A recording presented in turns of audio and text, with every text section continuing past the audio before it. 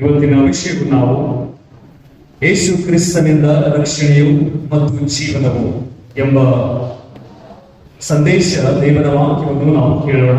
ಈ ಒಂದು ಯೇಸು ಕ್ರಿಸ್ತನಿಂದ ರಕ್ಷಣೆ ಮತ್ತು ಜೀವನವು ಈ ಒಂದು ಸಂದೇಶದಲ್ಲಿ ಮುಖ್ಯವಾಗಿ ಎರಡು ಪ್ರಶ್ನೆಗಳು, ಬಹಳಷ್ಟು ಮುಖ್ಯವಾಗಿರುವಂತಹ ಪ್ರಶ್ನೆಗಳನ್ನು ನಾವು ನೋಡುವುದಕ್ಕೆ ಹೋಗುತ್ತಾ ಇದ್ದೇವೆ. ಅವು ಎರಡು ಪ್ರಶ್ನೆಗಳೇನೆಂದ್ರೆ, ಯೇಸು ಕ್ರಿಸ್ತನು ಬಂದಿರುವಂತಹ ಉದ್ದೇಶ, ಯೇಸು ಕ್ರಿಸ್ತನಿಗೋಸ್ಕರ ಜೀವಿಸುವ ಜೀವನವೇನು, ಯೇಸು ಕ್ರಿಸ್ತನು ಯಾಕೆ ಬಂದಿದನು ಎಂಬುದು ಲೋಕಕ್ಕೆ, ಮತ್ತು ಯೇಸು ಕ್ರಿಸ್ತನಿಗೋಸ್ಕರ ಎಂಥ ಜೀವನವನ್ನು ನಾವು ಜೀವಿಸಬೇಕೆಂಬುದಾಗಿ ಇವತ್ತಿನ ಸಂದೇಶ.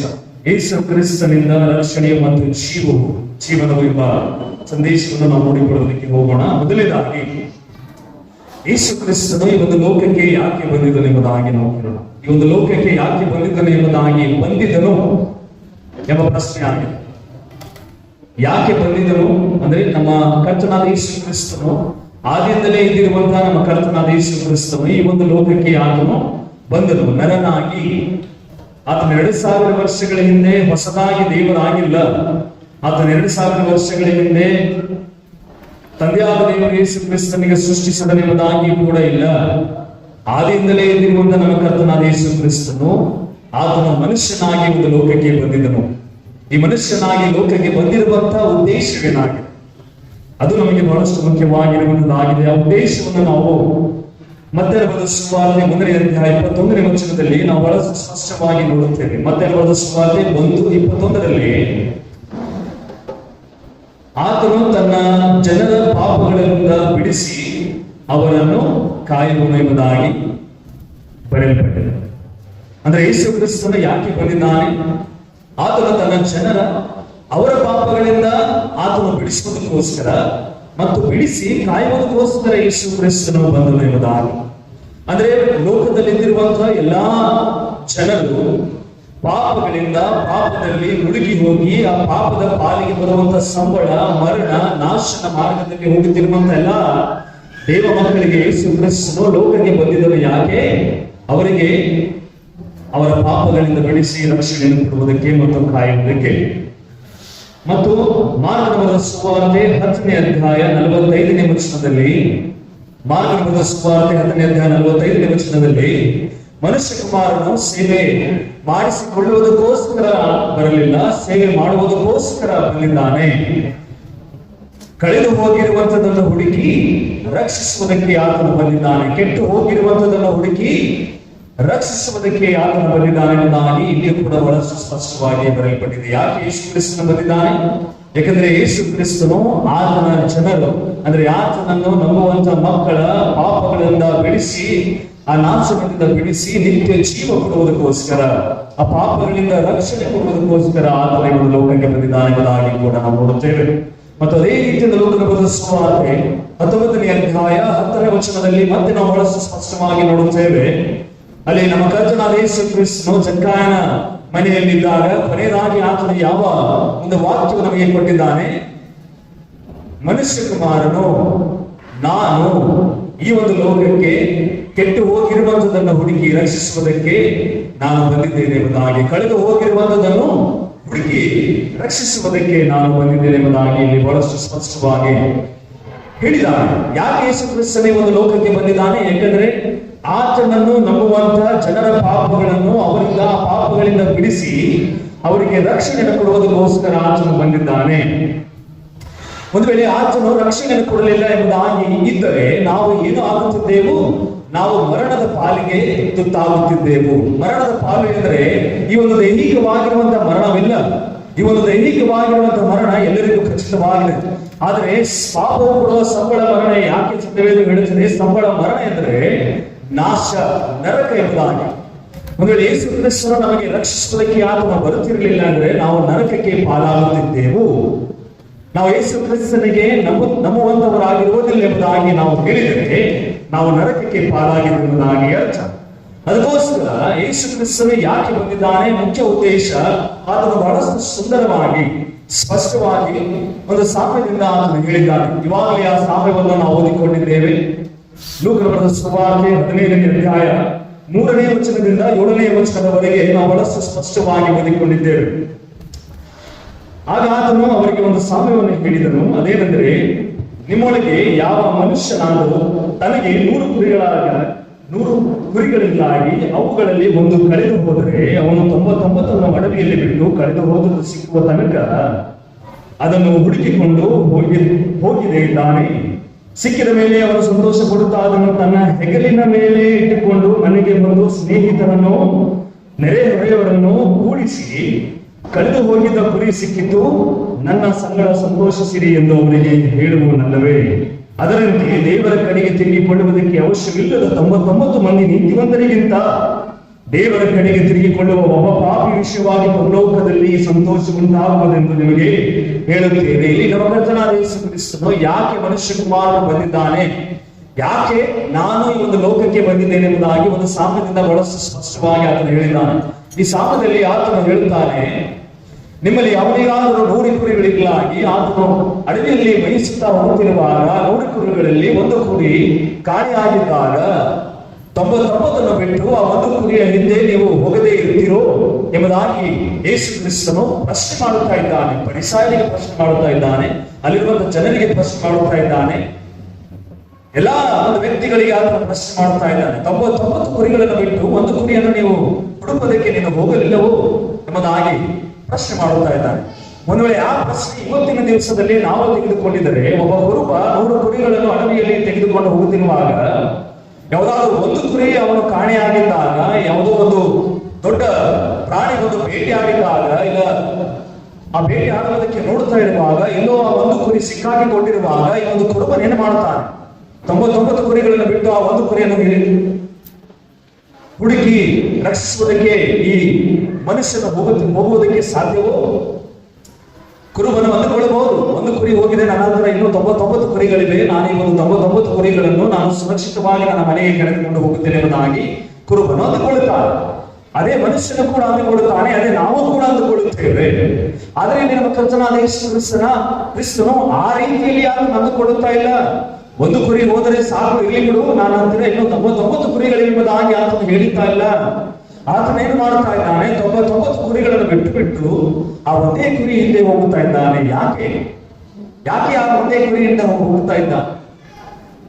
ಅದು ಕೂಡ ಬಹಳಷ್ಟು ಮುಖ್ಯವಾಗಿರುವಂತಹ ಉತ್ತರವಾಗಿದೆ. ಆ ಉತ್ತರ ಇದೇ ಸಾಮ್ಯದಲ್ಲಿ ಇದೆ. ಆ ಉತ್ತರ ನಾವು ಕೊನೆಗಾಗಿ ನೋಡಿಕೊಳ್ಳೋಣ. ಆತನ ಒಂದು ಕುರಿಯ ಹಿಂದೆ ಹೋಗಿ ಆ ಒಂದು ಕುರಿಯನ್ನು ಹುಡುಕಿ ರಕ್ಷಿಸಿ, ಎಲ್ಲಾ ಒಂದು ಬೇಟೆಗಳಿಂದ ರಕ್ಷಿಸಿ, ಎಲ್ಲೋ ಸಿಕ್ಕಾಗಿಕೊಂಡಿರುವಂತಹ ಸಮಯದಲ್ಲಿ ರಕ್ಷಿಸಿ ಆ ಕುರಿಯನ್ನು ಏನು ಮಾಡುತ್ತಾನೆ? ತನ್ನ ಹೆಗಲಿನ ಮೇಲೆ ಹೊತ್ತಿಕೊಂಡು ಬರುತ್ತಾನೆ. ಬಂದು ತನ್ನ ಎಲ್ಲಾ ಸ್ನೇಹಿತರನ್ನು ಕರೆದುಕೊಂಡು ಬರುತ್ತಾನೆ, ತನ್ನ ಎಲ್ಲಾ ನೆರೆಹೊರೆಯವರನ್ನು ಕರೆದುಕೊಂಡು ಬಂದು ಬಹಳಷ್ಟು ಸಂತೋಷ ಪಡುತ್ತಾನೆ. ಏನಂದ್ರೆ, ನನ್ನ ಒಂದು ಕುರಿ ಕಳೆದು ಹೋಗಿತ್ತು, ಈ ಒಂದು ಕುರಿ ನನಗೆ ಸಿಕ್ಕಿದೆ ಎಂಬುದಾಗಿ ಸಂತೋಷವನ್ನು ಪಟ್ಟು ಒಂದು ದೊಡ್ಡ ಔತಣವನ್ನು ಸಿದ್ಧಪಡಿಸಿಕೊಳ್ಳುತ್ತಾನೆ. ನಿಜವಾಗ್ಲೂ ನಾವು ಆ ರೀತಿ ಮಾಡುತ್ತೇವೋ? ನಿಜವಾಗ್ಲೂ ಈ ಒಂದು ಮನುಷ್ಯನಾಗಿರುವ ಕುರುಬನು ಆ ರೀತಿ ಮಾಡುತ್ತಾನೋ? ಖಂಡಿತವಾಗ್ಲೂ ಇಲ್ಲ.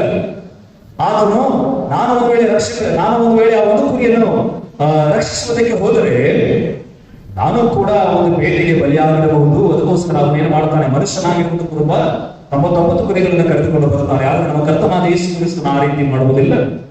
ನಮ್ಮ ಕರ್ತನಾದ ಯೇಸು ಕ್ರಿಸ್ತನು ಆ ರೀತಿ ಯಾಕೆ ಮಾಡುವುದಿಲ್ಲ? ಯಾಕೆ ಆತನ 99 ಕುರಿಗಳನ್ನು ಬಿಟ್ಟು ಒಂದೇ ಕುರಿಯ ಹಿಂದೆ ಹೋಗಿ ರಕ್ಷಿಸಿ ಹಗಲ ಮೇಲೆ ಕೂಡಿಸಿಕೊಂಡು ಬಂದಿದ್ದಾನೆ? ಯಾಕೆ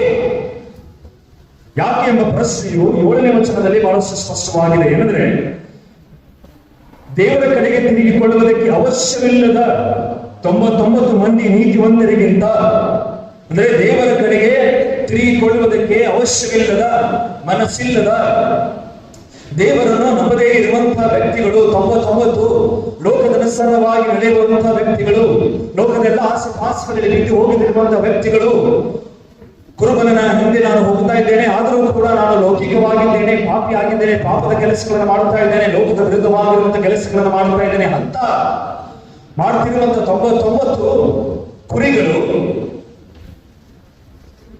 ಆ 99 ಕುರಿಗಳಾಗಿರಲ್ಲ. ಆ 99 ನೀತಿವಂತರೆಂದು ಹೇಳಿಕೊಳ್ಳುವಂತ 99 ಕುರಿಗಳಿಗಿಂತ ಈ ಒಂದು ಕುರಿ ಪಾಪಿ ಇದ್ದೇನೆ ಎಂಬುದಾಗಿ ಹೇಳಿಕೊಡುವಂತ ಒಂದೇ ಕುರಿ ದೇವರ ಕಡೆಗೆ ತಿರುಗಿಕೊಂಡಿದರೆ ಪರಲೋಕದಲ್ಲಿ ಸಂತೋಷವಾಗುತ್ತದೆ. ಅಂದರೆ ನಾನು ಕ್ರೈಸ್ತನಾಗಿದ್ದೇನೆ, ನಾನು ಯೇಸು ಕ್ರಿಸ್ತನಿಗೆ ನಂಬುತ್ತೇನೆ, ನಾನು ಯೇಸು ಕ್ರಿಸ್ತನ ಹಿಂಬಾಲಕನಾಗಿದ್ದೇನೆ ಎಂಬುದಾಗಿ ನಾನು ಹೇಳಿಕೊಂಡು ಲೋಕದ ಪ್ರಕಾರ ನಡೆದು ಲೋಕದ ಪ್ರಕಾರ ಜೀವಿಸಿ ದೇವರ ವಿರುದ್ಧವಾಗಿರುವಂತಹ ಕೆಲಸಗಳನ್ನು ಮಾಡುತ್ತಾ ದೇವರಿಗೆ ಮಹಿಮೆ ಸಲ್ಲಿಸದೇ ಇರುವಂತಹ ಜೀವನವನ್ನು ಜೀವಿಸಿ ಇರುತ್ತಾ ಇರುವಾಗಲೂ ಕೂಡ ನಾನು ಬಹಳಷ್ಟು ನೀತಿವಂತನಾಗಿದ್ದೇನೆ. ಅವನ ಹಾಗೆ ನಾನು ಪಾಪಿ ಇಲ್ಲ, ಇವಳ ಹಾಗೆ ನಾನು ಪಾಪಿ ಇಲ್ಲ, ಅವನ ಹಾಗೆ ನಾನು ಈ ಒಂದು ಪಾಪಗಳ ಕೆಲಸಗಳನ್ನು ಮಾಡುವುದಿಲ್ಲ, ಇವಳ ಹಾಗೆ ನಾನು ಈ ಒಂದು ಪಾಪದ ಕೆಲಸಗಳನ್ನು ಮಾಡುವುದಿಲ್ಲ ಎಂಬುದಾಗಿ ಬೇರೆಯವರ ಜೊತೆ ಹೋಲಿಕೆ ಮಾಡಿ ತಮ್ಮನ್ನು ತಾವು ನೀತಿವಂತರೆಂದು ಎಣಿಸಿಕೊಂಡು ಹೋಗುತ್ತಿರುವಂತ ಜನರೇ ಈ ಒಂದು 99 ಕುರಿಗಳೆಂಬುದಾಗಿ. ನಾನು ಪಾಪಿ ಆಗಿದ್ದೇನೆ, ಸಂಪೂರ್ಣ ಪಾಪಿ ಆಗಿದ್ದೇನೆ, ಅವನಿಗಿಂತ ಹೆಚ್ಚಿನ ರೀತಿಯಲ್ಲಿ ನಾನು ಪಾಪಿ ಆಗಿದ್ದೇನೆ ಎಂಬುದಾಗಿ ಹೇಳಿಕೊಳ್ಳುವಂತದೇ ಈ ಒಂದು ಕುರಿ ಎಂಬುದಾಗಿ. ಪೌಲನು ಕೂಡ ಅದೇ ರೀತಿಯಾಗಿ ಹೇಳಿಕೊಳ್ಳುತ್ತಾನೆ. ಎಲ್ಲಾ ಪಾಪಿಗಳಲ್ಲಿ ನಾನು ಬಹಳಷ್ಟು ಭಯಂಕರವಾಗಿರುವಂತಹ ಪಾಪಿ ಆಗಿದ್ದೆ. ಅವನು ಹೇಳುತ್ತಾ ಇಲ್ಲ ಎಲ್ಲ ಪಾಪಿಗಳಿಗಿಂತ ನಾನು ಒಂದು ಹೆಚ್ಚಿನ ರೀತಿಯ ನೀತಿವಂತನಾಗಿದ್ದೆ ಎಂಬುದಾಗಿ ಅದನ್ನು ಹೇಳಿಲ್ಲ. ಎಲ್ಲ ಪಾಪಿಗಳ ಜನರಿಂದ ಆ ಒಂದು ಅವರಿಗೆ ಹೋಲಿಕೆ ಮಾಡಿದರೆ ಅವರಿಗಿಂತ ನಾನು ಬಹಳಷ್ಟು ಭಯಂಕರವಾಗಿರುವಂತಹ ಪಾಪಿಯಾಗಿದ್ದೆ ನಾನು ಎಂಬುದಾಗಿ ಪೌಲನು ಹೇಳಿಕೊಡುತ್ತಾನೆ. ಅದೇ ಒಂದು ಗುರಿ ಎಂಬುದಾಗಿ ಕ್ರೈಸ್ತನಾಗಿರುವಂತವನು ನಾನು ಪಾಪಿ ಆಗಿದ್ದೇನೆ ಎಂಬುದಾಗಿ ಹೇಳಿಕೊಳ್ಳುವಂಥದ್ದೇ. ಪಾಪಿ ಆಗಿದ್ದೇನೆ ಎಂಬುದಾಗಿ ಹೇಳಿಕೊಳ್ಳುವವನಿಗೆ ಮಾತ್ರ ಯೇಸು ಕ್ರಿಸ್ತನು ರಕ್ಷಿಸುವುದಕ್ಕೆ ಬಂದಿದ್ದಾನೆ. ನೀತಿವಂತನೆಂದು ಹೇಳಿಕೊಳ್ಳುವಂತವನಿಗೆ ಯೇಸು ಕ್ರಿಸ್ತನು ರಕ್ಷಿಸುವುದಕ್ಕೆ ಬಂದಿಲ್ಲ. ಅದೇ ಒಂದು ವಚನವನ್ನು ನಾವು ಮತ್ತಾಯ 1:21, ಮಾರ್ಕ 10:45, ಲೂಕ 9:10 ವಚನದಲ್ಲಿ ಬಹಳಷ್ಟು ಸ್ಪಷ್ಟವಾಗಿ ನೋಡಿದ್ದೇವೆ. ಈ ಒಂದು ಸಾಮ್ಯದಲ್ಲಿ ನಾವು ನೋಡಿದ್ದೇವೆ ಏನೆಂದರೆ ಯೇಸು ಕ್ರಿಸ್ತನು ಕಳೆದು ಹೋಗಿರುವಂತದನ್ನು ಹುಡುಕಿ ಪಾಪಿಗಳನ್ನು ರಕ್ಷಿಸುವುದಕ್ಕೆ ಆತನು ಬಂದಿದ್ದಾನೆ ಎಂಬುದಾಗಿ. ಪಾಪಗಳನ್ನು ಹುಡುಕಿ ರಕ್ಷಿಸುವುದಕ್ಕೆ ಆತನು ಬಂದಿದ್ದಾನೆ. ಅದಕ್ಕೋಸ್ಕರ ಯೋಹಾನ ಬರೆದ ಸುವಾರ್ತೆ 3ನೇ ಅಧ್ಯಾಯ 16ನೇ ವಚನದಲ್ಲಿ ದೇವರು ಲೋಕದ ಮೇಲೆ ಎಷ್ಟೋ ಪ್ರೀತಿಯನ್ನು ತನ್ನ ಒಬ್ಬನೇ ಮಗನನ್ನು ಕೊಟ್ಟನು, ಆತನನ್ನು ನಂಬುವ 100 ಜನರಾಗಿದೆಯೋ ಇಲ್ಲ, ಆತನನ್ನು ನಂಬುವ 1000 ಜನರಾಗಿದೆಯೋ ಇಲ್ಲ, ಆತನನ್ನು ನಂಬುವ ಲಕ್ಷಾಂತರ ಜನರು ಎಂಬುದಾಗಿದೆಯೋ ಇಲ್ಲ, ಆತನನ್ನು ನಂಬುವ ಒಬ್ಬನಾದರೂ ಎಂಬುದಾಗಿ ಬರೆಯಲ್ಪಟ್ಟಿದೆ. ಒಬ್ಬನಾದರೂ ಒಂದು ಕುರಿ ಕಳೆದು ಹೋಗಿದೆ, ಇಲ್ಲಿ ಕೂಡ ಒಬ್ಬನಾದರೂ ನಾಶವಾಗದೆ. ಅಂದ್ರೆ ಯೇಸು ಕ್ರಿಸ್ತನಿಗೆ 1000 ಜನರು ನನ್ನನ್ನು ಕಂಡುಕೊಂಡಿದ್ದಾರೆ, ಲಕ್ಷಾಂತರ ಜನರು ನನ್ನನ್ನು ಕಂಡುಕೊಂಡಿದ್ದಾರೆ, ಕೋಟ್ಯಾಂತರ ಜನರು ನನ್ನನ್ನು ಕಂಡುಕೊಂಡಿದ್ದಾರೆ ಎಂಬುದಾಗಿ ಆತ ಸಂತೋಷ ಪಡುವಂತವನಲ್ಲ. ಪಾಪಿಯು ನನ್ನ ಕಡೆಗೆ ತಿರುಗಿಕೊಂಡಿದೆ ಎಂಬುದಾಗಿ ಅಂದುಕೊಂಡು ಆತನ ಮಹಿಮೆಯನ್ನು ಪಡುತ್ತಾನೆ ಹೊರತು ಕೋಟಿಗಟ್ಟಲೆ ಜನರು ಆತನನ್ನು ನಂಬುವಂತವರಾಗಿದ್ದಾರೆ ಎಂಬುದಾಗಿ ನೋಡಿ ಆತನು ಸಂತೋಷ ಪಡುವಂತವನಲ್ಲ. ಒಬ್ಬ ಪಾಪಿ ಆತನ ಕಡೆಗೆ ತಿರುಗಿಕೊಂಡಿದ್ದರೆ ಸಾಕು, ಪರಲೋಕದಲ್ಲಿ ಸಂತೋಷವಿದೆ. ಒಬ್ಬನಾದರೂ ಆತನನ್ನು ನಂಬುವ ನಾಶವಾಗದೆ, ಯಾರೂ ಕೂಡ ನಾಶವಾಗಬಾರದು. ಅದಕ್ಕೋಸ್ಕರ ಯೇಸು ಕ್ರಿಸ್ತನು ಈ ಒಂದು ಲೋಕಕ್ಕೆ ಆತನು ಬಂದಿದ್ದನು. ಇವಾಗ ಯೇಸು ಕ್ರಿಸ್ತನ ಒಂದು ಲೋಕಕ್ಕೆ ಬಂದಿದ್ದಾನೆ. ಆತನ ಬಂದಿರುವಂತಹ ಉದ್ದೇಶವೇನೆಂಬುದಾಗಿ ನಾವು ಬಹಳಷ್ಟು ಸ್ಪಷ್ಟವಾಗಿ ಈ ಒಂದು ವಾಕ್ಯಗಳಿಂದ ನಾವು ತಿಳಿದುಕೊಂಡಿದ್ದೇವೆ. ಈ ಒಂದು ವಾಕ್ಯಗಳಿಂದ ನಾವು ತಿಳಿದುಕೊಂಡ ಮೇಲೆ ಎರಡನೇದಾಗಿರುವಂತಹ ಪ್ರಶ್ನೆ, ಯೇಸು ಕ್ರಿಸ್ತನಿಗೋಸ್ಕರ ಜೀವಿಸುವ ಜೀವನವೇನಾಗಿದೆ? ಇವಾಗ ಯೇಸು ಕ್ರಿಸ್ತನು ಪಾಪಿಗಳನ್ನು ರಕ್ಷಿಸುವುದಕ್ಕೆ, ಹುಡುಕಿ ರಕ್ಷಿಸುವುದಕ್ಕೆ, ಕೆಟ್ಟು ಹೋಗಿರುವಂತದನ್ನು ರಕ್ಷಿಸುವುದಕ್ಕೆ, ಒಂದು ಕುರಿಯನ್ನು ರಕ್ಷಿಸುವುದಕ್ಕೆ, ಒಬ್ಬನಾದ ನಾಶವಾಗದೆ ಎಲ್ಲರಿಗೂ ನಿತ್ಯ ಜೀವ ಕೊಡುವುದಕ್ಕೆ ಆತನು ಬಂದಿದ್ದಾನೆ. ಇವಾಗ ಮನುಷ್ಯನು ಪಾಪಿಯು ಏನು ಮಾಡಬೇಕು? ಎರಡನೇ ಪ್ರಶ್ನೆ, ಎಂಥ ನಂಬಿಕೆ ನಂಬಬೇಕು? ಪಾಪಿಯು ಎಂಥ ನಂಬಿಕೆ ನಂಬಬೇಕೆಂಬುದಾಗಿ ಪ್ರಶ್ನೆ ನಮ್ಮ ರೋಮಪುರದವರಿಗೆ ಬರೆದ ಪತ್ರಿಕೆ 10ನೇ ಅಧ್ಯಾಯ 9ನೇ ವಚನ ಮತ್ತು 10ನೇ ವಚನದಲ್ಲಿ ಬಹಳಷ್ಟು ಸ್ಪಷ್ಟವಾಗಿದೆ ಎಂದು ನಮಗೆ ಕೊಟ್ಟಿದ್ದಾನೆ. ರೋಮ 10:9-10 ಅದೇನೆಂದರೆ, ನೀನು ಯೇಸುವನ್ನೇ ಕರ್ತನೆಂದು ಬಾಯಿಂದ ಅರಿಕೆ ಮಾಡಿಕೊಂಡು ದೇವರು ಆತನನ್ನು ಸತ್ತವರೊಳಗಿಂದ ಎಬ್ಬಿಸಿದನೆಂದು ಹೃದಯದಿಂದ ನಂಬಿದರೆ ನಿನಗೆ ರಕ್ಷಣೆ ಆಗುವುದು ಎಂಬುದೇ. ಹೃದಯದಿಂದ ನಂಬುವುದರ ಮೂಲಕ ನೀತಿಯು ದೊರಕುತ್ತದೆ, ಬಾಯಿಂದ ಅರಿಕೆ ಮಾಡುವುದರ ಮೂಲಕ ರಕ್ಷಣೆ ಆಗುತ್ತದೆ ಎಂಬುದಾಗಿ ಬಹಳಷ್ಟು ಸ್ಪಷ್ಟವಾಗಿ ನಮ್ಮ ವಾಕ್ಯದಲ್ಲಿ ಯೇಸು ಕ್ರಿಸ್ತನೇ ಒಡೆಯನೆಂದರೆ ಯೇಸು ಕ್ರಿಸ್ತನೇ ದೇವರು ಎಂದು ಬಾಯಿಂದ ಅರಿಕೆ ಮಾಡುವುದು, ಹೃದಯಪೂರ್ವಕವಾಗಿ ನಂಬುವುದು. ಎಂತ ನಂಬಿಕೆ ನಂಬುವುದು? ಯೇಸು ಕ್ರಿಸ್ತನು ಸತ್ತವರೊಳಗಿಂದ 3ನೇ ದಿವಸದಲ್ಲಿ ದೇವರು ಆತನನ್ನು ಎಬ್ಬಿಸಿದನೆಂಬುದಾಗಿ ಹೃದಯಪೂರ್ವಕವಾಗಿ ನಂಬುವುದು. ಈ ಒಂದು ಹೃದಯಪೂರ್ವಕವಾಗಿ ನಂಬುವುದರ ಮೂಲಕ ನೀತಿಯು ದೊರಕುತ್ತದೆ ಮತ್ತು ಬಾಯಿಂದ ಅರಿಕೆ ಮಾಡುವುದರ ಮೂಲಕ ರಕ್ಷಣೆ ಆಗುತ್ತದೆ ಎಂಬುದಾಗಿ ಎಂತ ನಂಬಿಕೆ ಒಬ್ಬ ಪಾಪಿಯನ್ನು ಇರಬೇಕು? ಈ ಒಂದು ನಂಬಿಕೆ ಪಾಪಿಯು ತನ್ನ ಬಾಯಿಂದ ಅರಿಕೆ ಮಾಡಬೇಕು ಮತ್ತು ಹೃದಯದಿಂದ ನಂಬಬೇಕು ಎಂಬುದಾಗಿ. ಈ ಒಂದು ನಂಬಿಕೆಯಿಂದಲೇ ಒಬ್ಬ ಪಾಪಿಗೆ ರಕ್ಷಣೆ ಆಗುವುದು ಎಂಬುದಾಗಿ. ಅದೇ ರೀತಿಯಿಂದ ನಾವು ಎಫೆಸದವರಿಗೆ ಬರೆದ ಪತ್ರಿಕೆ 2ನೇ ಅಧ್ಯಾಯ 8ನೇ ವಚನದಲ್ಲಿಯೂ ಕೂಡ ನಾವು ಬಹಳಷ್ಟು ಸ್ಪಷ್ಟವಾಗಿ ನೋಡುತ್ತೇವೆ. ಎಫೆಸ 2ನೇ ಅಧ್ಯಾಯ 8ನೇ ವಚನ, ನಂಬಿಕೆ ಮೂಲಕ ಕೃಪೆಯಿಂದಲೇ ರಕ್ಷಣೆ ಹೊಂದಿದವರಾಗಿದ್ದೇವೆ ಎಂಬುದಾಗಿ. ಯಾರ ಮೂಲಕ? ಕೃಪೆಯಿಂದಲೇ ರಕ್ಷಣೆ ಹೊಂದಿದವರಾಗಿದ್ದೇವೆ ಎಂಬುದಾಗಿ. ಯಾರ ಮೂಲಕ? ಯಾವುದರ ಮೂಲಕ? ನಂಬಿಕೆಯ ಮೂಲಕ, ಕೃಪೆಯಿಂದಲೇ. ನಮಗೆ ಬೇರೆ ಒಂದು ವಿಷಯಗಳಿಂದ ನಮಗೆ ರಕ್ಷಣೆ ಆಗಿಲ್ಲ. ಯೇಸು ಕ್ರಿಸ್ತನು ರಕ್ಷಣೆ ಕೊಡುವುದಕ್ಕೆ ಬಂದಿದ್ದಾನೆ. ಹೇಗೆ ನಂಬಬೇಕು? ರೋಮ 10:9-10 ಪ್ರಕಾರ. ಸೊ ಯಾವುದರ ಮೂಲಕ ನಮಗೆ ರಕ್ಷಣೆ ಆಗಿದೆ? ನಂಬಿಕೆಯ ಮೂಲಕ ಮಾತ್ರ. ನಮ್ಮ ಕೆಲಸಗಳ ಮೂಲಕವಿಲ್ಲ. ನಾನು ಬಹಳಷ್ಟು ಒಳ್ಳೆಯನಾಗಿದೆ ಅದರ ಮೂಲಕವಿಲ್ಲ. ನಾನು ಬಹಳಷ್ಟು ಶ್ರೀಮಂತನಾಗಿದೆ ಅದರ ಮೂಲಕವಿಲ್ಲ. ನಂಬಿಕೆ ಮೂಲಕ ಮಾತ್ರ, ಕೃಪೆಯಿಂದಲೇ ಮಾತ್ರ. ಯಾರ ಕೃಪೆ? ಯೇಸು ಕ್ರಿಸ್ತನ ಕೃಪೆ. ಶಿಲುಬೆ ಮೇಲೆ ಆತನು ನಮ್ಮ ಮೇಲೆ ಸೃಷ್ಟಿಸಿರುವಂತಹ ಕೃಪೆ ಮಾತ್ರ. ಅದರಿಂದಲೇ ನಮಗೆ ರಕ್ಷಣೆ ಆಗುತ್ತದೆ ಮಾತ್ರ. ಇವಾಗ ಈ ಒಂದು ಬಾಯಿಂದ ಅರಿಕೆ ಮಾಡಿ ಹೃದಯದಿಂದ ನಂಬುವುದರ ಮೇಲೆ ನಾವು ಏನು ಮಾಡಬೇಕು? ಪಶ್ಚಾತ್ತಾಪ ಪಡಬೇಕು. ಏನು ಮಾಡಬೇಕು? ಪಶ್ಚಾತ್ತಾಪ ಪಡಬೇಕು. ಲೂಕನ ಬರೆದ ಸುವಾರ್ತೆ 15ನೇ ಅಧ್ಯಾಯ, ಅದೇ ಒಂದು ಅಧ್ಯಾಯದಲ್ಲಿ ಬಹಳಷ್ಟು ಕೇಳಿರುವಂತಹ ಸಾಮ್ಯ, ಗುರುತಿರುವಂತಹ ಸಾಮ್ಯ, ಎಲ್ಲರಿಗೂ ನೆನಪಿನಲ್ಲಿಟ್ಟಿರುವಂತಹ ಸಾಮ್ಯ. ಯಾವ ಸಾಮ್ಯ? ಕೆಟ್ಟು ಹೋಗಿರುವ ಮಗ ಇಲ್ಲ. ಕೆಟ್ಟು ಹೋದ ಮಗನ ಸಾಮ್ಯ ನಮ್ಮೆಲ್ಲರಿಗೆ ತಿಳಿದಿದೆ, ನಮ್ಮೆಲ್ಲರಿಗೆ ಗೊತ್ತಿದೆ ಎಂಬುದಾಗಿ. ಅಲ್ಲಿ ಕೆಟ್ಟು ಹೋದ ಮಗನು ಏನು ಮಾಡುತ್ತಾನೆ? ಆಸ್ತಿಯನ್ನು ಹಂಚಿಕೊಂಡು ಆ ಅರ್ಧ ಆಸ್ತಿಯನ್ನು ತೆಗೆದುಕೊಂಡು ಹೋಗಿ ಆಸ್ತಿಯಿಂದ ಎಲ್ಲಾ ಪಾಪದ ಕೆಲಸಗಳನ್ನು ಮಾಡಿ ಲೋಕದಲ್ಲಿ ಬಿದ್ದು ಹೋಗಿ ದೇವರ ವಿರುದ್ಧ ಕೆಲಸಗಳನ್ನು ಮಾಡುತ್ತಾನೆ. ತಂದೆಯ ವಿರುದ್ಧವಾಗಿ ಹೋಗಿ ಬರಗಾಲ ಬಂದಾಗ ಅವನಲ್ಲಿರುವಂತೆಲ್ಲಾ ಹಣವು ಖಾಲಿಯಾದಾಗ ಹಂದಿಗೆ ಹಾಕುವಂತ ಆಹಾರವನ್ನು ತಿನ್ನುವಂತ ಸಮಯದಲ್ಲಿ ಅವನಿಗೆ ಜ್ಞಾಪಕ ಬರುತ್ತದೆ, ನನ್ನ ತಂದೆಯ ಮನೆಯಲ್ಲಿ ಎಷ್ಟು ಆಳುಗಳುಂಟು, ಎಷ್ಟು ಸೇವಕರುಂಟು, ಅವರು ಎಷ್ಟೋ ಒಳ್ಳೆಯ ಆಹಾರವನ್ನು ಮಾಡುತ್ತಾರೆ. ಅವನಿಗೆ ಯಾವುದು ಪ್ರಜ್ಞೆಯಾಗಿ ಅವನು ಮಾಡಿರುವಂತಹ ಪಾಪವನ್ನು ಅವನು ತಿಳಿದುಕೊಂಡು ಅರಿಕೆ ಮಾಡಿಕೊಂಡು ಅವನು ಪಶ್ಚಾತ್ತಾಪ ಪಡುವುದಕ್ಕೆ ಅವನು ಮನಸ್ಸು ಮಾಡುತ್ತಾನೆ. ಲೂಕ 15:18ನೇ ವಚನದಲ್ಲಿ ಅವನು ಮನಸ್ಸು ಮಾಡಿಕೊಳ್ಳುತ್ತಾನೆ. ಏನೆಂದು ಮನಸ್ಸು ಮಾಡಿಕೊಳ್ಳುತ್ತಾನೆ? ಏನೆಂದು ಅವನು ತನ್ನ ಹೃದಯದಲ್ಲಿ ಅಂದುಕೊಳ್ಳುತ್ತಾನೆ ಎಂಬುದಾಗಿ ನಾವು ಇಲ್ಲಿ ನೋಡೋಣ. ನಾನು ಎದ್ದು ನನ್ನ ತಂದೆಯ ಬಳಿಗೆ ಹೋಗಿ ಅವನಿಗೆ, ಅಪ್ಪ, ಪರಲೋಕಕ್ಕೆ ವಿರುದ್ಧವಾಗಿಯೂ ನಿನ್ನ ಮುಂದೆಯೂ ಪಾಪ ಮಾಡಿದ್ದೇನೆ. ಅಪ್ಪ, ಪರಲೋಕಕ್ಕೆ ವಿರುದ್ಧವಾಗಿಯೂ ನಿನ್ನ ಮುಂದೆಯೂ ಪಾಪ ಮಾಡಿದ್ದೇನೆ. ಇನ್ನು ನಾನು ನಿನ್ನ ಮಗನೆನಿಸಿಕೊಳ್ಳುವುದಕ್ಕೆ ಯೋಗ್ಯನಿಲ್ಲ. ಇದನ್ನು ಆತನು ಅಂದುಕೊಳ್ಳುತ್ತಾನೆ. ನಾನು ದೇವರ ವಿರುದ್ಧವಾಗಿಯೂ ಪಾಪ ಮಾಡಿದ್ದೇನೆ, ನಿನ್ನ ವಿರುದ್ಧವಾಗಿಯೂ ಕೂಡ ನಾನು ಪಾಪ ಮಾಡಿದ್ದೇನೆ. ನಿನ್ನ ಮಗನು ಎನಿಸಿಕೊಳ್ಳುವಂತ ಯೋಗ್ಯನಿಲ್ಲ, ಆ ಯೋಗ್ಯತೆ ನನಗಿಲ್ಲ. ಆದ್ರೆ ನಾನು ಸಂಪೂರ್ಣ ಪಾಪಿಯಾಗಿದ್ದೇನೆ. ನಾನು ಎಷ್ಟು ಮಾತ್ರವೂ ಕೂಡ ಒಳ್ಳೆಯವನಲ್ಲ ಎಂದು ಪಶ್ಚಾತ್ತಾಪ ಹೃದಯವನ್ನು ಅವನು ತಂದುಕೊಳ್ಳುತ್ತಾನೆ. ಪಶ್ಚಾತ್ತಾಪ ಪಡುವುದಕ್ಕೆ ಅವನು ಈ ಒಂದು ಪಶ್ಚಾತ್ತಾಪದ ಹೇಳಿಕೆ, ನಾನು ನನ್ನ ತಂದೆ ಬಳಿಗೆ ಹೋಗಿ ಹೇಳುತ್ತೇನೆ ಎಂಬುದಾಗಿ ತನ್ನ ಹೃದಯದಲ್ಲಿ ಎಂದುಕೊಳ್ಳುತ್ತಾನೆ. ತನ್ನ ತಂದೆ ಬಳಿಗೆ ಹೋದ ಮೇಲೆ ಅವನು ಈ ಒಂದು ಹೇಳಿಕೆ ಹೇಳುತ್ತಾನೋ ಇಲ್ಲವೋ ಎಂಬುದಾಗಿ ಕೂಡ ನಾವು ನೋಡಿಕೊಳ್ಳೋಣ. 21ನೇ ವಚನದಲ್ಲಿ ಆತನು ಹೇಳುತ್ತಾನೆ. ಆದರೂ ಮಗನು ಅವನಿಗೆ, ಅಪ್ಪ, ಪರಲೋಕಕ್ಕೆ ವಿರುದ್ಧವಾಗಿಯೂ ನಿನ್ನ ಮುಂದೆಯೂ ಪಾಪ ಮಾಡಿದ್ದೇನೆ. ಇನ್ನು ನಾನು ನಿನ್ನ ಮಗನೆನಿಸಿಕೊಳ್ಳುವುದಕ್ಕೆ ಯೋಗ್ಯನಿಲ್ಲ ಎಂದು ಹೇಳಲು ತಂದೆ ತನ್ನ ಆಳುಗಳಿಗೆ ಶ್ರೇಷ್ಠವಾದ ನಿಲುವಂಗಿಯನ್ನು ಕಟ್ಟನೆ ತಂದು ಅವನಿಗೆ ತೊಡಿಸಿರಿ ಎಂದು ಹೇಳಿದರು.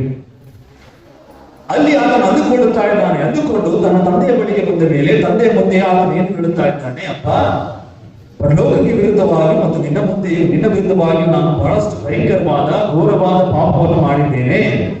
ನಿನ್ನ ಮಗನು ಎಂಬುದಾಗಿ ಕೂಡ ನಾನು ಹೇಳೋದಕ್ಕೆ ಯೋಗ್ಯನಿಲ್ಲ. ನಿನ್ನ ಹತ್ತಿರ ಇರುವಂತಹ ಸೇವಕರು, ಆ ಒಂದು ಒಬ್ಬ ಸೇವಕರಲ್ಲಿ ನನ್ನನ್ನು ಇಟ್ಟುಕೋ ಎಂಬುದಾಗಿ ಆತನು ಹೇಳುವುದಕ್ಕೆ ಬಂದಿದ್ದಾನೆ. ಇದು ಪಶ್ಚಾತ್ತಾಪದ ಹೃದಯ, ಇದು ಪಶ್ಚಾತ್ತಾಪದ ಹೇಳಿಕೆ, ಇದು ಪಶ್ಚಾತ್ತಾಪದ ಜೀವನ. ಇಂತಹ ಒಂದು ಪಶ್ಚಾತ್ತಾಪವನ್ನು ನಾವು ಪಡಬೇಕು.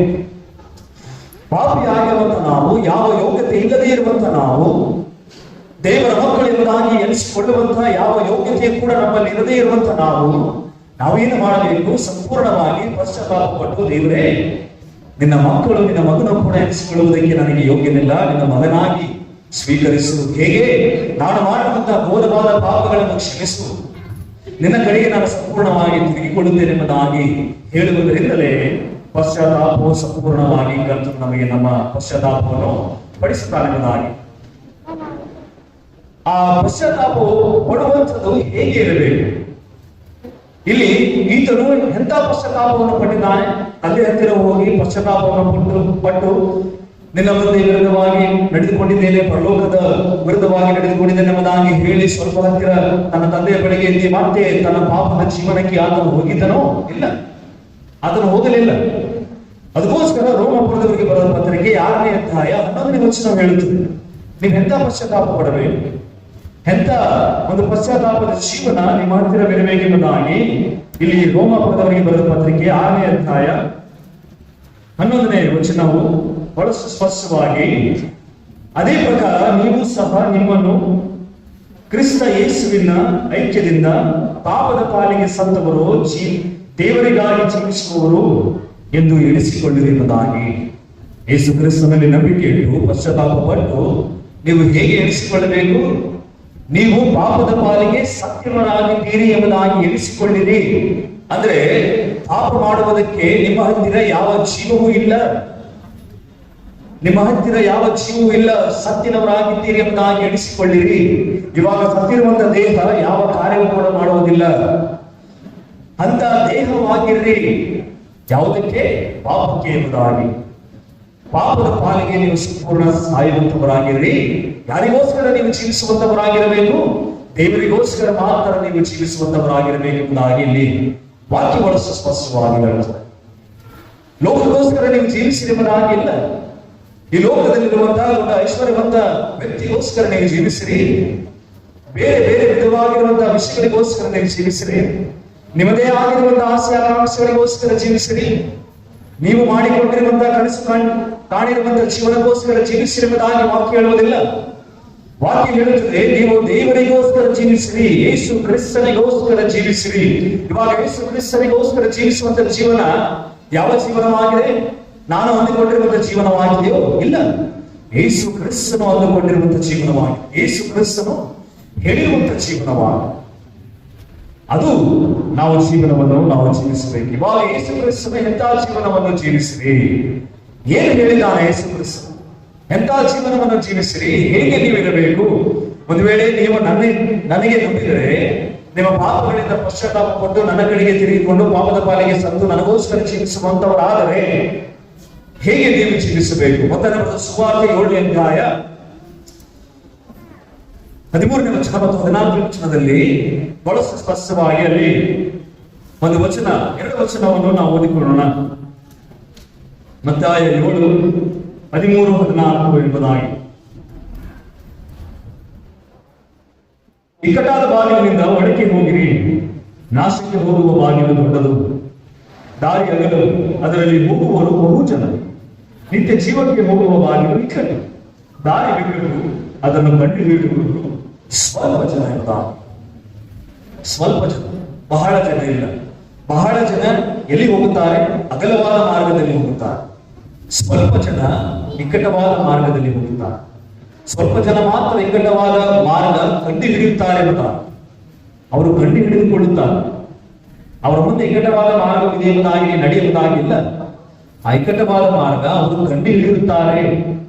ಅಗಲವಾದ ಮಾರ್ಗ ಕಂಡು ಹಿಡಿಯೋದಕ್ಕೆ ಅವಶ್ಯಕತೆ ಇಲ್ಲ. ಯಾಕಂದ್ರೆ ಅಗಲವಾದ ಮಾರ್ಗ ಲೋಕದ ಮಾರ್ಗವೇ ಆಗಿದೆ.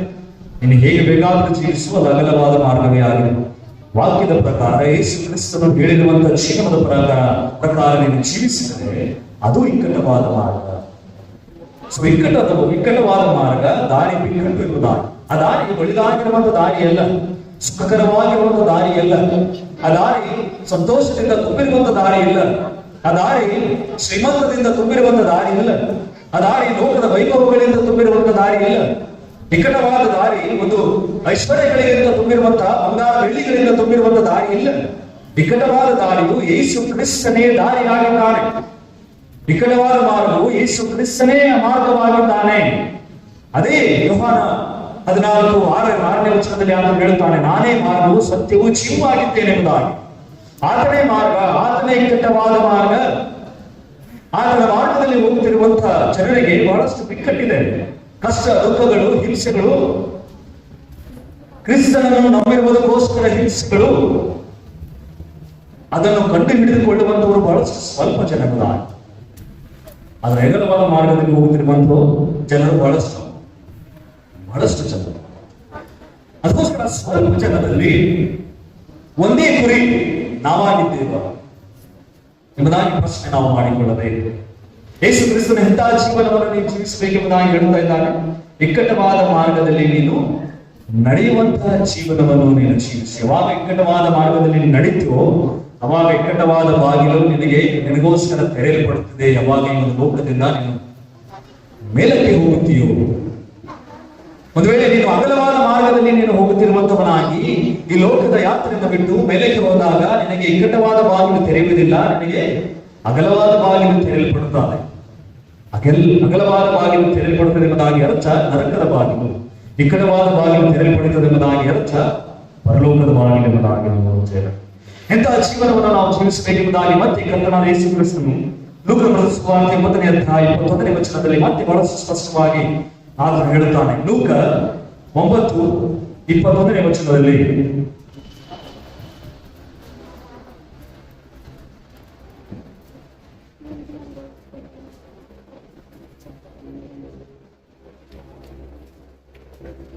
ಈ ಒಂದು ನಮ್ಮ ಕರ್ತನಾದ ಯೇಸು ಕ್ರಿಸ್ತನು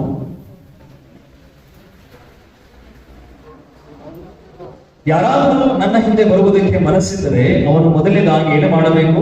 ತನ್ನನ್ನು ತಾನು ನಿರಾಕರಿಸಿಕೊಳ್ಳಬೇಕೆಂಬುದಾಗಿ. ತನ್ನನ್ನು ತಾನು ನಿರಾಕರಿಸಿಕೊಳ್ಳಬೇಕು. ಒಂದು ವೇಳೆ ಮನಸ್ಸಿದ್ದರೆ ಮಾತ್ರ ನನ್ನ ಹಿಂದೆ ಬರಬೇಕೆಂಬುದಾಗಿ ಆತನು ಹೇಳುತ್ತಾ ಇದ್ದಾನೆ. ನಮ್ಮ ಕರ್ತನಾದ ಯೇಸು ಕ್ರಿಸ್ತ ಎಲ್ಲರೂ ನನ್ನ ಹಿಂದೆ ಬರಬೇಕೆಂಬುದಾಗಿ ಹೇಳುತ್ತಾ ಇದ್ದರು. ನೀವೆಲ್ಲರೂ ನನ್ನನ್ನು ನಂಬಿರಿ ಎಂಬುದಾಗಿ ಕೂಡ ಆತನು ಹೇಳುತ್ತಾ ಇದ್ದ.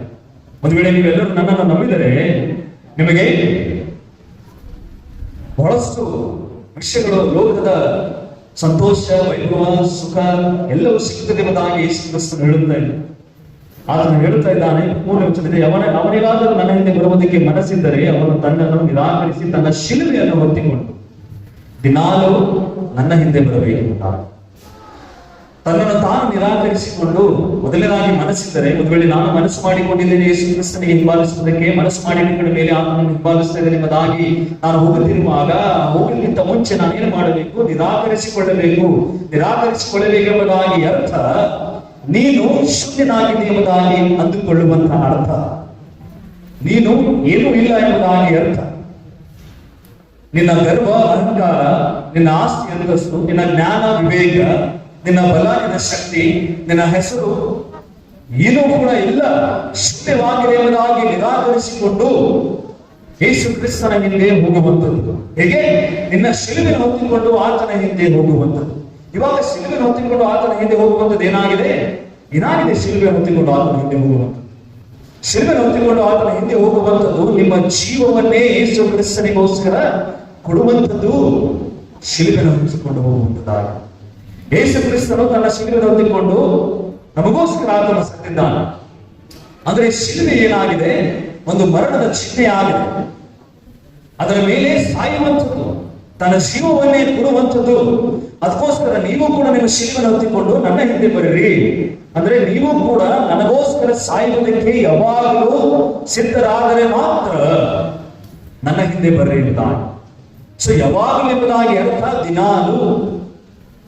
ಇವಾಗ ಕೆಲವು ಕ್ರೈಸ್ತರು ಹೇಳುತ್ತಾರೆ, ನಾನು ಬಹಳಷ್ಟು ವರ್ಷಗಳ ಹಿಂದೆ ನಾನು ಯೇಸು ಕ್ರಿಸ್ತನ ನಂಬಿದ್ದೇನೆ, ದೀಕ್ಷಾ ಸ್ನಾನವು ಕೂಡ ನಾನು ತೆಗೆದುಕೊಂಡಿದ್ದೇನೆ, ಇವಾಗ ಯೇಸು ಕ್ರಿಸ್ತನಿಗೆ ಮತ್ತೆ ನಾನು ನಂಬುವುದು ಕೂಡ ಅವಶ್ಯಕತೆ ಇಲ್ಲ, ಇವಾಗ ಮತ್ತೆ ನಾನು ಯೇಸು ಕ್ರಿಸ್ತನಿಗೆ ಪಶ್ಚಾತ್ತಾಪ ಪಡುವುದು ಕೂಡ ಅವಶ್ಯಕತೆ ಇಲ್ಲ, ಇವಾಗ ಮತ್ತೆ ನಾನು ನನ್ನ ಪಾಪಗಳನ್ನು ಅರಿಕೆ ಮಾಡಿಕೊಂಡು ದೇವರ ಹತ್ತಿರ ಕ್ಷಮೆಯನ್ನು ಕೇಳುವುದಕ್ಕೂ ಕೂಡ ಅವಶ್ಯಕತೆ ಎಂಬುದಾಗಿ ಎಷ್ಟೋ ಕ್ರೈಸ್ತರು ಎದುರುಗೊಳ್ಳುತ್ತಾರೆ. ಅದು ಸಂಪೂರ್ಣ ಸುಳ್ಳಾಗಿದೆ. ದಿನಾಲು ಯೇಸು ಕ್ರಿಸ್ತನ ಹತ್ತಿರ ಪಶ್ಚಾತ್ತಾಪದ ಹೃದಯ ನಾವು ತೆಗೆದುಕೊಂಡು ಹೋಗಬೇಕು, ಪಶ್ಚಾತ್ತಾಪ ಪಡಬೇಕು. ದಿನಾಲು ಯೇಸು ಕ್ರಿಸ್ತನ ಕಡೆಗೆ ನಾವು ತಿರುಗಿಕೊಡುತ್ತಾ ಇರಬೇಕು. ನಮ್ಮ ಪಾಪದ ವಿಷಯಗಳಿಂದ, ನಮ್ಮ ಪಾಪದ ಜೀವನದಿಂದ ಅನೇಕ ಪಾಪಗಳನ್ನು ನಾವು ಮಾಡುತ್ತಾ ಇರುತ್ತೇವೆ. ಯೋಚನೆಗಳಲ್ಲಿ, ಮಾತಿನಲ್ಲಿ, ಕ್ರಿಯೆಗಳಲ್ಲಿ ಹಲವಾರು ರೀತಿಯಲ್ಲಿ ನಾವು ಪಾಪಗಳನ್ನು ಮಾಡುತ್ತಾ ಇರುವಾಗಲೇ ಆ ಪಾಪಗಳನ್ನು ನಾವು ತಿಳಿದುಕೊಂಡು ಅರಿಕೆ ಮಾಡಿಕೊಂಡು ತಿರುಗಿಕೊಂಡು ದೇವರ ಕಡೆಗೆ ಮಹಿಮೆಯನ್ನು ಸಲ್ಲಿಸುತ್ತಲೇ ಇರಬೇಕು ನಾವು ದಿನಾನುದಿನ. ಅದೇ ಆತನ ವಾಕ್ಯವಾಗಿದೆ, ಅದೇ ಆತನ ಇಕ್ಕಟ್ಟವಾದ ಮಾರ್ಗವಾಗಿದೆ. ಇವಾಗ ಯೇಸು ಕ್ರಿಸ್ತನ ಇಕ್ಕಟ್ಟವಾದ ಮಾರ್ಗ ಎಲ್ಲಾ ಈ ಒಂದು ಇಡೀ ಲೋಕದಲ್ಲಿ ಅನೇಕ ಸೇವಕರು ಹೇಗೆ ಯೇಸು ಕ್ರಿಸ್ತನಿದ್ದಾನೆ ಎಂಬುದಾಗಿ ಜನರ ಒಂದು ತಿಳುವಳಿಕೆಯಲ್ಲಿ ಅವರು ಹಾಕುತ್ತಾ ಇದ್ದಾರೆ ಅಂದರೆ, ಯೇಸು ಕ್ರಿಸ್ತನು ನಿನಗೋಸ್ಕರನೇ ಇದ್ದಾನೆ, ನೀನು ಯೇಸು ಕ್ರಿಸ್ತನಿಗೋಸ್ಕರವಿಲ್ಲ, ಯೇಸು ಕ್ರಿಸ್ತನೇ ನಿನಗೋಸ್ಕರವಿದ್ದಾನೆ, ನೀನು ಯೇಸು ಕ್ರಿಸ್ತನಿಗೆ ಜೀವಿಸುವಂಥದ್ದು ಬೇಡ, ಯೇಸು ಕ್ರಿಸ್ತನೇ ನಿನಗೋಸ್ಕರ ಜೀವಿಸ್ತಾ ಇದ್ದಾನೆ. ಅಂದ್ರೆ ಅರ್ಥ, ನೀನು ಯಾವ ವಿಷಯಗಳಾದರೂ ಏನು ಬೇಕಾದರೂ ನೀನು ಮಾಡು, ಯೇಸು ಕ್ರಿಸ್ತ ನಿನಗೆ ಶ್ರಮಿಸುತ್ತಾನೆ. ನೀನು ನಿನ್ನ ಜೀವನದಲ್ಲಿ ಹೋಗುತ್ತಿರುವಾಗ ನಿನಗೆ ಬೇಕಾಗಿರುವಂತಹ ಎಲ್ಲಾ ವಿಷಯಗಳು ದೇವರು ನೀನು ಕೊಡುತ್ತಾನೆ. ಏನು ಬೇಕಾದರೂ ಕೇಳಿಕೋ. ಯೇಸು ಕ್ರಿಸ್ತನಿಗೆ ನಂಬಿದರೆ ಯಾವ ಕಷ್ಟಗಳು ಕೂಡ ಇಲ್ಲ. ಯೇಸು ಕ್ರಿಸ್ತನಿಗೆ ನಂಬಿದರೆ ಯಾವ ದುಃಖಗಳು ಕೂಡ, ಯಾವ ಕಷ್ಟಗಳು ಕೂಡ ಇಲ್ಲ. ಯೇಸು ಕ್ರಿಸ್ತನಿಗೆ ನಂಬಿದರೆ ಯಾವ ದುಃಖಗಳು ಕೂಡ ಇಲ್ಲ. ಯೇಸು ಕ್ರಿಸ್ತನಿಗೆ ನಂಬಿದರೆ ನಿನಗೆ ಬಹಳಷ್ಟು ಐಶ್ವರ್ಯ ಉಂಟು, ನೀನು ಬಹಳಷ್ಟು ಶ್ರೀಮಂತನಾಗಿರ್ತಿ, ಒಂದು ದೊಡ್ಡ ಉದ್ಯೋಗವನ್ನು ಪಡೆಯುತ್ತಿ, ಒಂದು ದೊಡ್ಡ ಹೆಸರನ್ನು ಮಾಡಿಕೊಳ್ಳುತ್ತಿ, ಒಂದು ದೊಡ್ಡ ಬಲವನ್ನು ಸಂಪಾದಿಸುತ್ತಿ. ನಾನಾ ತರಹದ ಲೋಕದ ಆಸೆಗಳನ್ನು ಹೆಚ್ಚಿಸುವಂತಹ ಸೇವಕರು ಕೂಡ ಇವತ್ತಿನ ದಿವಸದಲ್ಲಿ ಸಂದೇಶಗಳಲ್ಲಿ ಹೇಳುವಂತವರಾಗಿದ್ದಾರೆ. ಆದರೆ ಇಲ್ಲಿ ಯೇಸು ಕ್ರಿಸ್ತನು ಏನು ಹೇಳ್ತಾ ಇದ್ದಾನೆ? ನಿನ್ನ ಶಿಲುಬೆಯನ್ನು ಹೊತ್ತಿಕೊಂಡು ನನ್ನ ಹಿಂದೆ ಬಾ. ಇಲ್ಲಿ ಯೇಸು ಕ್ರಿಸ್ತನು ಹೇಳ್ತಾ ಇದ್ದಾನೋ, ನನ್ನ ಹಿಂದೆ ಬಂದರೆ ನನಗೆ ಎಲ್ಲವನ್ನು ಕೊಡುತ್ತೇನೆ ಇಲ್ಲ. ಯೇಸು ಕ್ರಿಸ್ತನು ಆತನು ನೀನೇ ನಿನ್ನ ಶಿಲುಬೆಯನ್ನು ಹೊತ್ತಿಕೊಂಡು ನನ್ನ ಹಿಂದೆ ಬಾ, ನೀನು ನಿರಾಕರಿಸಿಕೋ ನನ್ನ ಹಿಂದೆ ಬಾ, ಪಶ್ಚಾತ್ತಾಪ ಪಡು ನನ್ನ ಹಿಂದೆ ಬಾ, ಪಾಪಗೋಸ್ಕರ ಸಾಯಿ ನನ್ನ ಹಿಂದೆ ಬಾ, ನಿಖರವಾದ ಮಾರ್ಗದಲ್ಲಿ ನಡಿ ನನ್ನ ಹಿಂದೆ ಬಾ. ಈ ವಿಷಯಗಳು ಯೇಸು ಕ್ರಿಸ್ತನು ಹೇಳಿದ್ದಾನೆ. ಹೇಳದೇ ಇರುವಂತ ಅನೇಕ ವಿಷಯಗಳು ಯೇಸು ಕ್ರಿಸ್ತನು ಹೇಳಿದ್ದಾನೆ ಎಂಬುದಾಗಿ ಅನೇಕ ಸೇವಕರು ಇವತ್ತಿನ ದಿವಸದಲ್ಲಿ ಹೇಳುತ್ತಾ ಇದ್ದಾರೆ. ಎಚ್ಚರವಾಗಿರ್ರಿ. ಅದಕ್ಕೋಸ್ಕರ ಯೇಸು ಕ್ರಿಸ್ತನಿಗೋಸ್ಕರ ಜೀವಿಸುವಂತಹ ಜೀವನ ಹೇಗೆ ಸಿಗುತ್ತದೆ? ಈ ಒಂದು ವಾಕ್ಯಗಳಿಂದಲೇ ನಮಗೆ ಸಿಗುವಂತದಾಗಿ. ಕ್ರೈಸ್ತರಾಗಿರುವಂತಹ ನಾವೆಲ್ಲರೂ ಈ ಒಂದು ವಾಕ್ಯಗಳನ್ನು ಓದುವಂತವರಾಗಿರಬೇಕು, ಹೊರತು ಬೇರೆ ಒಂದು ಪುಸ್ತಕಗಳನ್ನು ಓದಿ ನಮ್ಮ ಜೀವನ ನಡೆಸುವಂತದಲ್ಲ. ನಾವೊಂದು ವಾಟ್ಸ್ಆಪ್ ನಲ್ಲಿ ಆಗಲಿ, ಫೇಸ್ಬುಕ್ ಗಳಲ್ಲಾಗಲಿ ಒಂದು ಬೇರೆ ವ್ಯಕ್ತಿ, ಲೋಕದ ಒಂದು ದೊಡ್ಡ ವ್ಯಕ್ತಿ ಹೇಳಿರುವಂತಹ ಹೇಳಿಕೆಗಳನ್ನು ನಾವು ಬಹಳಷ್ಟು ಸ್ಪಷ್ಟವಾಗಿ ಇಡುತ್ತೇವೆ, ಅದನ್ನು ಓದಿ ಬಹಳಷ್ಟು ಸಂತೋಷವನ್ನು ಪಡುತ್ತೇವೆ. ಆ ಒಂದು ಹೇಳಿಕೆಗಳನ್ನು ಇಟ್ಟುಕೊಂಡು ಜೀವನವನ್ನು ಮಾಡುವಂತ ಕ್ರೈಸ್ತ ಜೀವನವಲ್ಲ, ದೇವರ ವಾಕ್ಯದ ಪ್ರಕಾರ ಮಾತ್ರ ನಡೆಯುವಂತದೇ ಕ್ರೈಸ್ತ ಜೀವನವಾಗಿದೆ ಎಂಬುದಾಗಿ. ದೇವರ ವಾಕ್ಯಗಳನ್ನು ಬಿಟ್ಟು ಬೇರೆ ಒಂದು ಹೇಳಿಕೆಗಳನ್ನು ಲೋಕದ ಬರೆದಿರುವಂತಹ ಪಾಪಿ ಜನರು ಆ ಒಂದು ಹೇಳಿಕೆಗಳನ್ನು ನಾವು ಬಹಳಷ್ಟು ಅಪ್ಪಿಕೊಳ್ಳುತ್ತಾ ಇದ್ದೇವೆ, ಇಷ್ಟಪಡುತ್ತಾ ಇದ್ದೇವೆ, ಅದನ್ನು ಮಾತ್ರ ನಾವು ಅನುಸರಿಸುತ್ತಾ ಇದ್ದೇವೆ. ಸಂಪೂರ್ಣ ತಪ್ಪಾಗಿದೆ.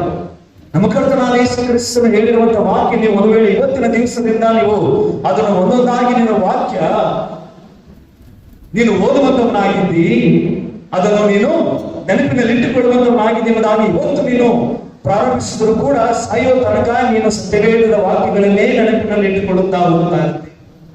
ಅಷ್ಟು ವಾಕ್ಯಗಳು ದೇವರು ನಮಗೆ ಕೊಟ್ಟಿದ್ದಾನೆ. ಆ ವಾಕ್ಯಗಳನ್ನು ನೀವು ಅನುಸರಿಸಿರಿ.